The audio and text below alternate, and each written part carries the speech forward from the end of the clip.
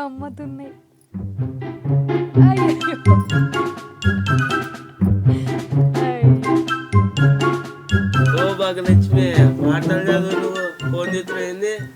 అయ్యో అన్న యాది మర్చిన మంచిగా గుర్తు చేసినావు. ఆర్తల టైం అయింది కదా. అయ్యో ఏమనుకోకూరుల్లా. అయ్యో నమస్తే కూడా పెట్టలే కదా. నమస్తే ఉల్లా అందరికీ. ఇవాళ మంచి మంచి వార్తలు పట్టుకొచ్చిన. అవన్నీ షురు చేసే ముందు ఏంటియో ఎరికే కదా, అవే నెత్తి గీతలు. ఢిల్లీలో చేతులు కలిపిన ఇద్దరు ముఖ్యమంత్రులు ఏం మాట్లాడుకున్నారో చెప్తా మీకు.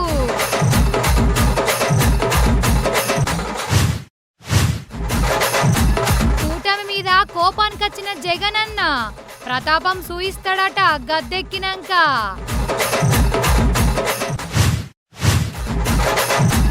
పెన్మిటిని పొతం పెట్టిన ఇంకో ఉత్తమ ఇల్లాలు. ఇంకెప్పుడు ఆగుతాయో ఈ మర్డర్లు.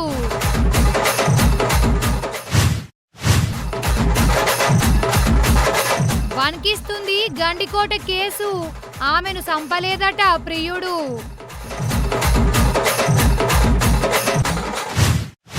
అన్నట్టు మన రెండు రాష్ట్రాల సీఎంలు ఢిల్లీలో ఉన్నారు కదా.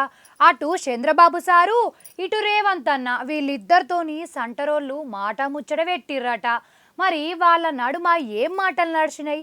మంచి ముచ్చట్లే నడిచినాయా, పంచాదులు పెట్టుకునే ముచ్చట్ల గిట్ట నడిచినాయా? బనకషేర్ల కథ ఏమాయే? దాని సంగతి ఏడుదాంకచ్చే. పారి ఓ పారి అరుచుకుందాం గాని.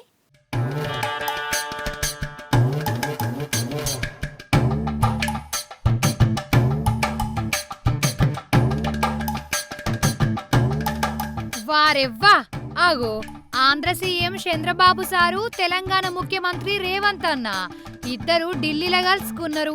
చేతులు కలుపుకున్నారు. ఒకరికొకరు శాల్వాలు కప్పుకున్నారు. ఇక మాట ముచ్చట పెట్టుకుందాందా అని కేంద్ర జలశక్తి మంత్రి పాటిల్ సార్ కాడ కూసున్నారు. ఇక వీళ్లతోని తెలంగాణ నీళ్ల మంత్రి ఉత్తమ్ రెడ్డి సారు, ఆంధ్ర నీళ్ల మంత్రి నిమ్మల రామానాయుడు సారు కూడా ఉన్నారు. ఇక పాటిల్ సారు ఇద్దరు మంత్రులను మంచిగా కూసోబెట్టి షాయి బొట్టు పోసి ఇక మాట ముచ్చట షురు చేసిండట. అసలు మీ కథ ఏంది? మీ నీళ్ల పంచాదేంది? ఎట్లయితే మంచిగా ఉంటది? ఎట్లెట్లా ముంగట్కి పోదాం? ఏంది కథ? గివన్ నడుచుకున్నాడు. ఇట్లా దగ్గర గంటన్నర దాకా ఈ మీటింగ్ నడిచింది. గోదావరి కృష్ణ నీళ్ల మీద చర్చలు మంచిగా నడిచినాయట. లోపల ఒకరికొకరు సాయంగా ఉండాలి అనుకున్నారట. ఇక శ్రీశైలం ప్రాజెక్టును కాపాడుకోవాలి అని ఇద్దరు ముఖ్యమంత్రులు గట్టిగా అనుకున్నారట. నొల్లా కృష్ణానది బోర్డేమో అమరావతిలా, గోదావరి బోర్డేమో హైదరాబాదులా ఉండేటట్టు నిర్ణయం తీసుకున్నారట. నీళ్ల పంచాదులు జల్లిన తెంపుకొని రెండు రాష్ట్రాలు మంచిగా ఉండాలి అని ఒక మాట అనుకున్నారట. అసలు లోపల ఏం జరిగింది? మాట ముచ్చట ఎట్లా నడిచిందో ఆంధ్ర నీళ్ల మంత్రి నిమ్మల రామానాయుడు సారు చెప్తుండు. ఏమైంది సార్ లోపల? అంత బరాబరేనా? మరి కేఆర్ఎంబి బోర్డు విజయవాడ అమరావతిలోను, అదేవిధంగా జిఆర్ఎంబి బోర్డు హైదరాబాద్లోనూ ఉంటుందనే విషయాన్ని కూడా మరి ఈ సందర్భంగా మరి నిర్ణయం తీసుకున్నామంటే విషయాన్ని కూడా ఈ సందర్భంగా తెలియజేసుకుంటూ, అదేవిధంగా మరి మెయిన్గా ఏదైతే ఆంధ్రప్రదేశ్ రాష్ట్రం నుంచి పోలవరం బనకచెర్ల ప్రాజెక్టు అంశం మీద ఏదైతే ఆంధ్రప్రదేశ్ ఇచ్చినటువంటి అంశం మీద, అదేవిధంగా తెలంగాణ రాష్ట్రం కృష్ణా గోదావరికి సంబంధించినటువంటి ఏవైతే రేజ్ చేసిన ఇష్యూస్ ఏవైతే ఉన్నాయో ఇవి రెండు కూడా టెక్నికల్ ఇష్యూస్ అన్నీ కూడా ఇన్వాల్వ్ అయి ఉన్నాయి. కాబట్టి ఈ టెక్నికల్ ఇష్యూస్ని ముందుగా ఒక పరిష్కారం చూపేటటువంటి విధంగా ఒక కమిటీని నిర్ణయం తీసుకోవాలని, ఏదైతే ఈ యొక్క కృష్ణా గోదావరి ఇష్యూస్, అదేవిధంగా పోలవరం బనకచెర్లకు సంబంధించినటువంటి ఈ యొక్క రెండు సబ్జెక్టుల మీద కూడా మరి ఇటు టెక్నికల్ అదేవిధంగా అడ్మినిస్ట్రేటివ్ ఆఫీసర్స్తో కలిపి ఒక కమిటీని ఏర్పాటు చేయాలని చెప్పేసి కూడా ఒక నిర్ణయం జరిగింది. అదన్నట్టు ముచ్చట. అయితే నీళ్ల పంచాయతీ మీద కమిటీ పెట్టుకుంటుర్రటనోళ్ళ కేంద్రమోళ్ళే దగ్గరుండి చూసుకుంటారట ఈ కమిటీని.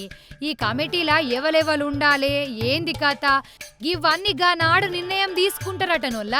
మరి అంత చెప్పిండు గాని బనకషెర్ల జికరైతే రాలే. రేవంత్ అన్న ఆ మాటనే మాట్లాడాని ముందుగానే అన్నే కదా, అందుకే కావచ్చు మరి.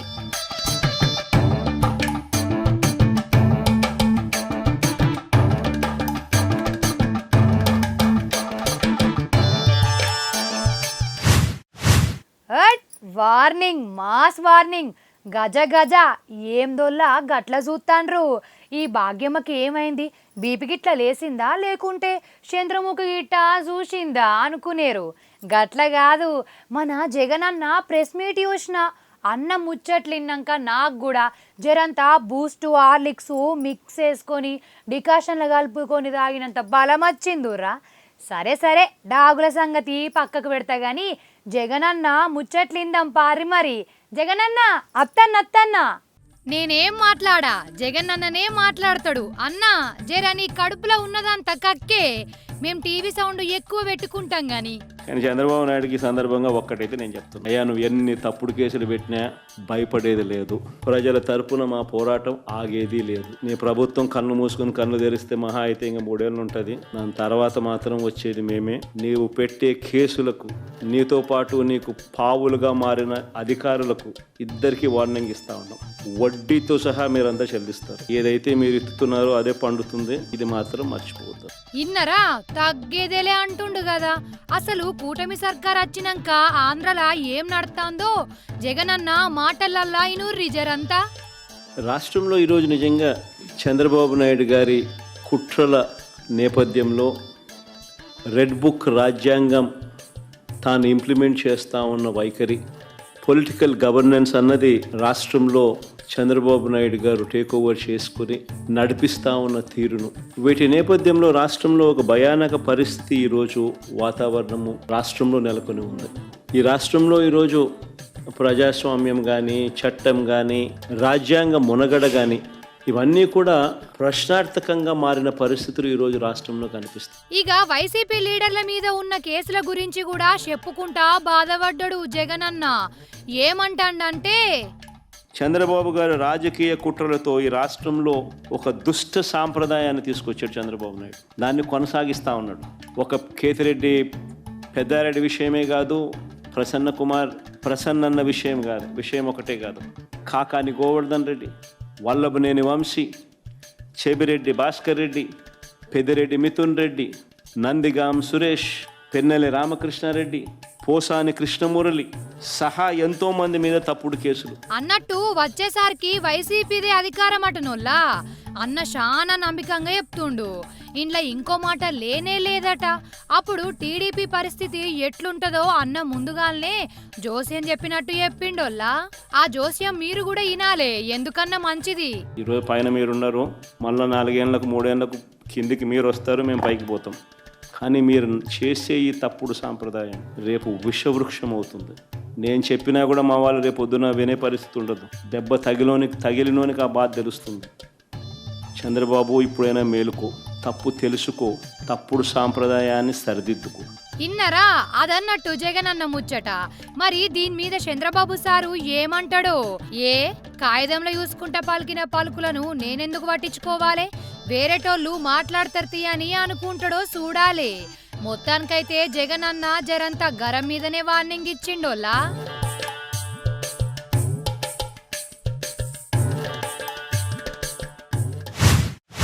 అప్పట్లా ఆంధ్రలా ఆడుదాం ఆంధ్ర అనే కార్యం నడిచే యాదికున్నదా మీకు? మన రోజక్కనే ఆ కార్యానికి పెద్ద పెబ్బ. అసలు అప్పట్లా రోజక్క ఏమన్నా ఆటలాడేదానోళ్ళ మైదాన్లా. కానీ ఇప్పుడు సినిమా తిర్రమరైపోయిందట. ఆడుదాం ఆంధ్ర కాదు, పోదాం జైలుకు అన్నట్టే ఉన్నదట కాదు కథ. పారి మరి పురాగా అరుచుకుందాం గాని.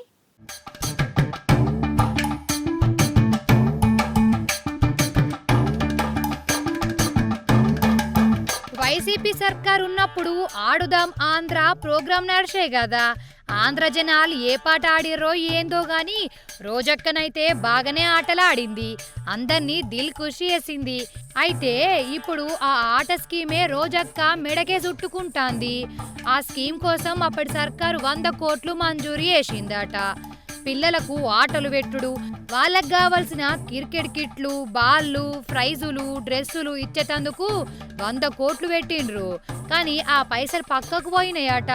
ఆటల పేర్లు చెప్పి పైసలన్నీ అప్పటి సర్కార్లో ఉన్నోళ్లే పొతం పెట్టిండ్రట.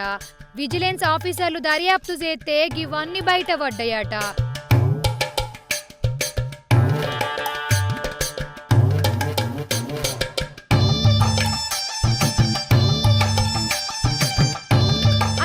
ఎట్లెట్ల పైసలు మాయం చేసిర్రు, పిల్లలను ఎట్ల మత్పరిచ్చిర్రు, ఆటల పేరుతోని 100 కోట్లను ఏం చేసిండ్రు, ఎట్ల మాయం చేసిండ్రు, అందులో ఉన్నోళ్ళు ఎవలు, రోజక్కకు ఏ పాటు ఫాయిదా అయింది.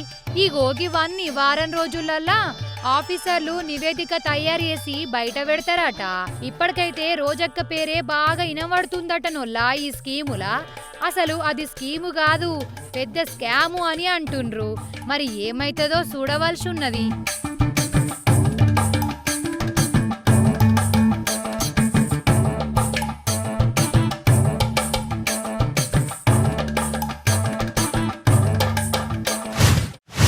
రామచంద్ర మల్లోటచ్చిందా, మళ్ళా గదే కేసా? ఏం చెప్పాలోల్లా మీకు. అగో ఇంకో పెన్మిటి పోతమైపోయిండు కాదు, ఇంటామనే చంపిందట. అసలు ఈ నడుమ అక్కలకి ఏమైతుంది కావచ్చు, గిట్లా ఓగల్ని మించి ఇంగోగలు పోటీలు పడుకుంటా మరి సంపుతారేందొర్రా అసలు. అగో వరంగల్ జిల్లాల ఒక ఉత్తమ ఇల్లాలు పెన్మిటిని ఎట్ల పైకి పంపిందో చూడుర్రి. నేను కండ్లు మూసుకుంటా గాని ఎట్ల చంపిందేంది, థమ్సపులా గడ్డి మందు కలిపి చంపిందట. ఇవి ఇంటుంటే నాకే నెత్తి నొప్పి పెడుతుందుల్లా. అయితే వరంగల్ జిల్లా వర్ధన్నపేట కాడనొల్లా బాలాజీ కాంతి ఆలుమగలు మంచిగానే ఉంటారట. కానీ ఇంటా మెదిమాకుల ఏం పురుగు మెసిలిందో ఏం పాడో గాని మొన్న 8వ తారీఖు నాడు పండుగ పూట పెన్మిటికి ప్రేమగా థమ్సప్ ఇచ్చిందొల్లా. తాగు పెన్మిటి, పండుగ పూట నేనే ఇస్తున్నా, నేనే గిలాసుల ఓత్తా అని నువ్వు మంచి ఉండాలి అనుకుంటా ప్రేమ చూయించిందట. ఇక ఇంటామె గంత ప్రేమగా ఇస్తుంటే ఈయన కాదంటడా, అండ్లా ఇంకా బ్రాండీ కలుపుకున్నాడు ప్రేమ ఎక్కువైపోయి. అంతకు ముందే ఆ కూల్ డ్రింకుల అమ్మగారు గడ్డి మందు కలిపింది. కాతం ఇక దాగిన ఒళ్ళే బాలాజీకి గొంతుల మంటనట. ఓ దిక్కు పెన్మిటి గిలగిల కొట్టుకుంటుంటే ఈ మేడం గారేమో వాళ్ళ బావ ఇంటికి పోయిందట. ఎందుకో నాకు తెలియదు గాని అటెన్క అట్నుంచటు పారిపోయిందోల్లా. ఇక ఈయనను చుట్టుముట్టు ఉన్నోళ్ళు దావకాన్లా షరికేపిచ్చిండ్రు. కానీ పాపం జీవిడ్చిండు. ఇక ఇంటామె మీద ఉన్ను ఆమె బావ మీద కేసు పెట్టిండ్రు. కాదు ఈ సంపుడేందోల్లా, నచ్చకుంటే వేరు వేరు ఉండాలి, పానాలు తీసుడేందసలు. దినాం గిన్నిగానం అయితనే ఉన్నాయి. పెన్మిటిని చంపిన ఆడోళ్లను లోకం ఎట్లా చూస్తాందో చూస్తనే ఉన్నాం. అయినా గాని గిట్ల తెగబడుతుర్రేంది, ఏందో ఏం పాడో పో. నిజంగా అప్పు అనేది చాలా డేంజరోల్లా. మనుషుల మధ్య మస్తు లడాయిలు పెట్టిస్తుంది. అవునా కాదా? అప్పు అడిగేటప్పుడు అసలు ఏమన్నా బతలాడుకుంటారా, కాళ్ళ వెళ్ళబడతారు, ఇంటి చుట్టూ 10 మట్ల తిరుగుతారు. సరే అని జాలిపడి అప్పిచ్చినామో అనుకో, ఇక అటెనక ఇచ్చినోళ్లకు సుక్కలు కనబడతాయి. హన్మకొండ జిల్లాల గదే కథ అయిందోల్లా. ఒక అప్పుల అప్పారావు చేయబట్టి కుటుంబాలే గోసపడుతున్నాయి. అగో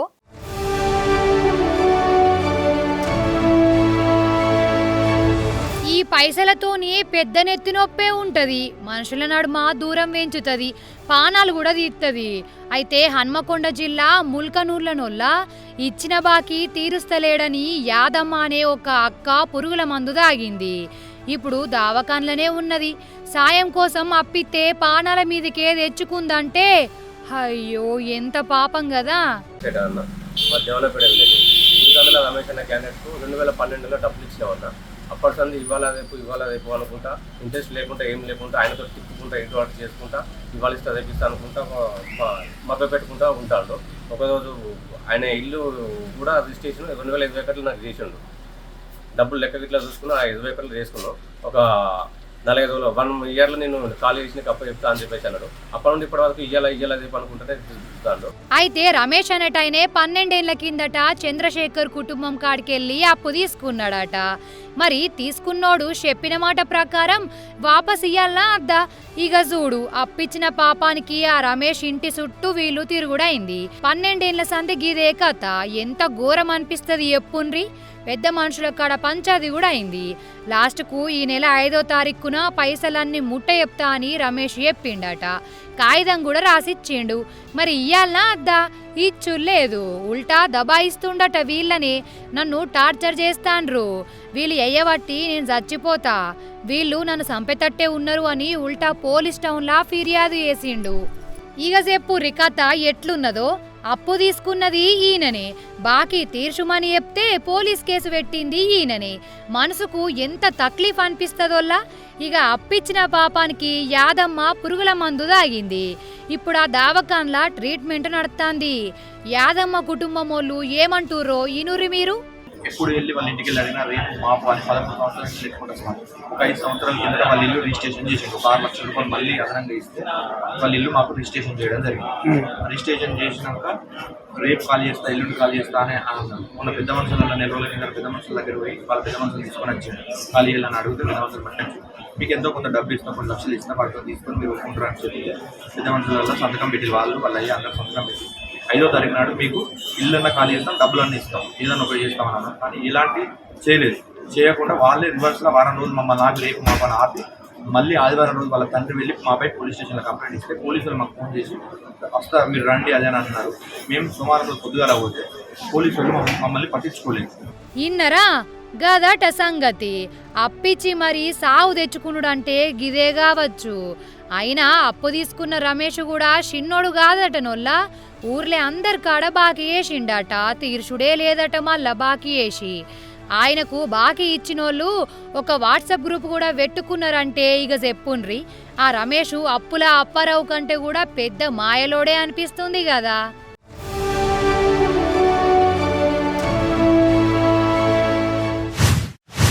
అయితే మీకు చెప్పుడు మర్చినా ఏందంటారా, ఒక వార్తనొల్లా ఒక వార్త ఉన్నది, అప్పటి సంధి చెప్పాలి అనుకుంటున్నా, యాది మర్చిపోతున్నా. ఇప్పుడు మతికొచ్చిందుల్లా, అదేందో చూసేయూరి చెప్పునా.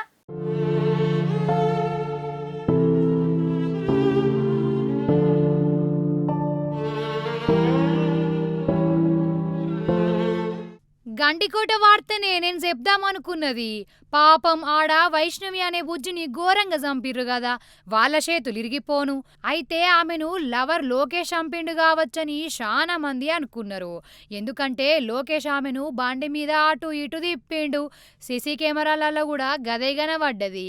అయితే పోలీసులు దర్యాప్తు చేస్తే అందులో ఈ లోకేషంకు మర్డర్తోని సంబంధం లేదని తేలిందట. ఆమెను పట్టుకుపోయింది వాస్తవమే గాని వాళ్ళ ఇంట్లో లచ్చిరని ఆమెను ఆడ దించి ఒక్కడే పోయిండని అంటుర్రు.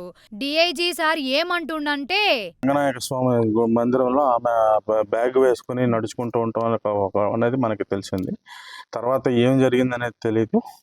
నిన్న పొద్దుట ఆమె శవం మనకి ఇక్కడ ఈ రంగనాథ స్వామి ఆలయం వెనక భాగంలో ఆమె శవం పడి ఉండటం, ఆమె ఏమంటారు టాప్ పైన వేసుకున్న వస్త్రాలు ఒలిచి వేసి ఉండటం అన్నీ చూసాం. చాలా దిగ్భ్రాంతి కలిగించింది.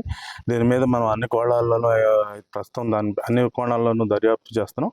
దీనికి సంబంధించి మనకి కీలకమైన క్లూలు ఈరోజు ఉదయం మనకు లభించడం జరిగింది. ఇంతవరకు మనం అంటే ప్రామాణికంగా మనం చెప్పగలిగింది ఏంటంటే ఆమె హత్య చేయట్లో ఆమె యొక్క ప్రియుడి పాత్ర అనేది ఏమాత్రం లేదు. అది మనం రూల్ అవుట్ చేసాం. ఎవరు చేశారనే దాని మీద అయితే మనం ఖచ్చితమైన క్లూస్ అయితే మనకి ఈ రోజు ఉదయం లభించడం జరిగింది. ఉదయం కూడా కాదు, మేము ఇక్కడికి వచ్చే సమయంలోనే మాకు లభించాయి. ఆగనట అంటే లవర్ది ఇంట్లో పాత్ర లేదు కాబట్టి ఈ బుజ్జోళ్ళ ఇంట్లో పనే అని అంటుండ్రు. ఇక ఇంకో దిక్కు ఆ బుజ్జోళ్ళ ఇంట్లోలేమో అసలు మాకేం సంబంధం, మేం గట్లెందుకు చంపుతాం, ఆ లవరే పొట్టకు పెట్టుకున్నాడు, వాణ్ణి తప్పిస్తుర్రు అని వాళ్ళంటుర్రు. హబ్బా, ఏం తప్పు ఎవరు చేసిర్రో ఏమో గాని పాపం ఆమె మీద సంపే అంత కోపం ఎందుకు పెట్టుకున్నారో గాని ఈ కోపాలు రేషాలు ఎయ్యబట్టి అన్యాలంగా ఒక బుజ్జి పానం వాయే. మనిషిని చంపితే ఇప్పుడేమచ్చే, 2 కుటుంబాలు గోసపడడు తప్ప.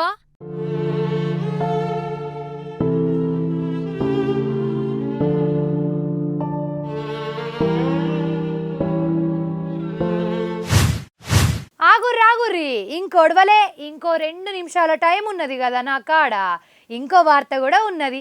మరి ఈ టైం ఎందుకు వేస్ట్ చేసుడు కదా, నేను టీవీ వెనుకకు పోయి వార్త చెప్తా, మీరు ముంగటుండి చూడుర్రి సరేనా. వేసుకోవే వార్త.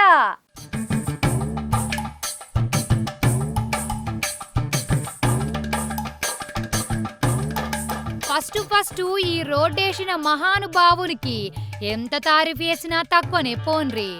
ఆయనే కీర్తి ఖండాలు దాటుగాక.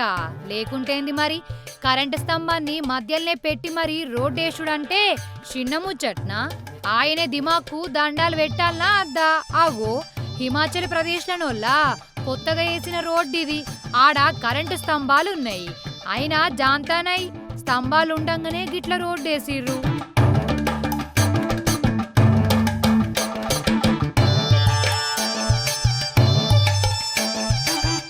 అట్లున్నది మరి ఆడ కథ. అసలు నన్ను అడిగితే డ్రైవింగ్ టెస్ట్ కోసం అయితే ఈ రోడ్డు బాగా అక్కర్కత్తదై ఉండాలి. అంతే కదా మరి. ఆగో ఈ రోడ్డు మీద ప్రయాణం చేయాలంటే గిట్లా మలుపుకుంటూ పోవాలి. పుసుక్కన కరెంటు స్తంభాన్ని తాకెనే అంటే అంతే ఇక. అదేందోనొల్లా ఇసోంటి విచిత్రమైన రోడ్లు ఈ నడుమ బాగా బయటపడుతున్నాయి. మొన్నటికి మొన్న బీహార్ల సుత గిట్లని చెట్లను అట్లనే ఇడిసిపెట్టి రోడ్డేసిండ్రు. 100 కోట్లు కూడా ఖర్చు చేసిండ్రు ఈ రోడ్లకు. ఇప్పుడు హిమాచల్ ప్రదేశ్లోనేమో కరెంటు స్తంభాల రోడ్డు. నిజంగా గొప్పలు కదా మరి రోడ్డేసినోళ్ళు, ఇట్లా ఏయించినోళ్ళు.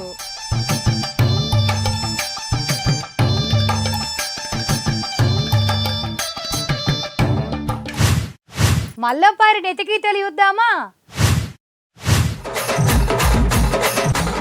ఢిల్లీలో చేతులు కలిపిన 2 ముఖ్యమంత్రులు ఏం మాట్లాడుకున్నారో చెప్తా మీకు.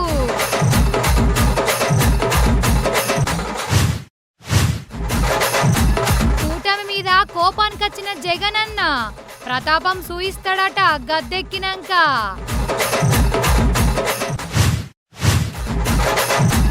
పెన్మిటిని పొతం పెట్టిన ఇంకో ఉత్తమ ఇల్లాలు. ఇంకెప్పుడు ఆగుతాయో ఈ మర్డర్లు?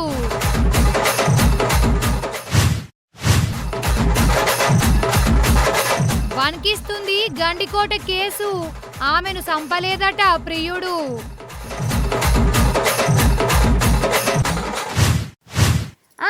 వార్తలు చూసిర్రు కదా. ఇంకా మీతోని ముచ్చట పెట్టబుద్ధి అవుతుంది కానీ అయ్యో టైమే అయిపోయే.